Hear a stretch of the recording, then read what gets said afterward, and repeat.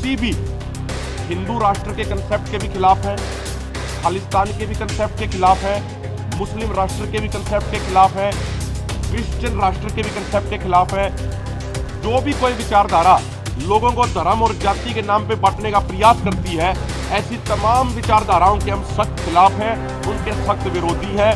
सबसे पहले हम भारतीय हैं, सबसे पहले हम किसान हैं, सबसे पहले हम अन्नदाता हैं। ये चाहे SYL सतलुज यमुना लिंक की बात हो या फिर कावेरी नदी का मामला हो तमिलनाडु और कर्नाटक के किसानों के बीच में, जब चुनाव आते हैं, चुनाव के समय ही ये राजनीतिक मुद्दे उठाए जाते हैं। जो आप सतलुज यमुना लिंक की बात कर रहे हो SYL से एक और लिंक बनता है जिसका नाम है शारदा यमुना लिंक। पूरे देश को यह जानकारी होनी चाहिए, 1980 में इंटरलिंकिंग ऑफ रिवर प्रोजेक्ट्स की शुरुआत करी गई थी और यह कहा गया था कि भारत और नेपाल का जो उत्तराखंड में बॉर्डर है, वहां पे एक नदी है शारदा नदी, जिसको नेपाल में काली नदी बोलते हैं। वहां से एक प्रोजेक्ट शुरू करके उत्तराखंड से होते हुए, उत्तर प्रदेश से होते हुए, हरियाणा से होते हुए आगे राजस्थान और गुजरात की साबरमती नदी तक जाना था। 1857 किलोमीटर लंबा ये प्रोजेक्ट था। 2021 में ड्रोन से इसका सर्वेक्षण भी पूरा हो चुका है इस प्रोजेक्ट का। लेकिन जानबूझ के हमारी सरकार, चाहे पहले की सरकार रही हो चाहे अब की सरकार रही हो, वो शारदा यमुना लिंक प्रोजेक्ट पे काम नहीं कर रही है। शारदा यमुना लिंक के माध्यम से 9.5 मिलियन एकड़ फीट पानी देश के किसानों को मिलेगा और जो आप SYL की बात कर रहे हो वो सिर्फ 1.5 मिलियन एकड़ फीट का मसला है। हमारा ये कहना उसके 6 गुना पानी शारदा यमुना लिंक से मिलेगा। और 2-3 साल पहले भारत सरकार ने केन बेतवा प्रोजेक्ट शुरू किया बुंदेलखंड के किसानों को पानी देने के लिए। उसके लिए सरकार ने 45,000 करोड़ रुपए का बजट एलोकेट किया।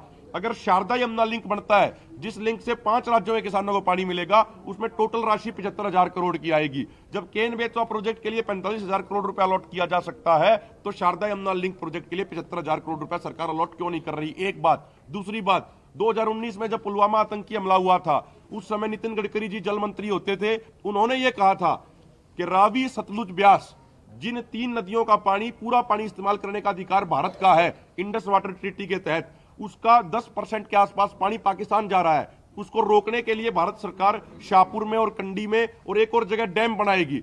2019 से 2024 आ गया, लेकिन एक भी डैम नहीं बनाया। सरकार ने कहा था डैम बना के जम्मू कश्मीर, हरियाणा, पंजाब के किसानों को पानी देंगे, लेकिन आज तक वो पानी नहीं रोका गया। तो ये सरकार इन चीजों के नाम पे सिर्फ राजनीति करती है और देश का किसान इन बातों को समझ चुका है। जब पिछला आंदोलन चल रहा था, बीजेपी के नेता हरियाणा में SYL के नाम पे पंचायत कर रहे थे, लेकिन लोगों ने जूतों के माध्यम से उनका विरोध करके उनको वहां से भगाया था।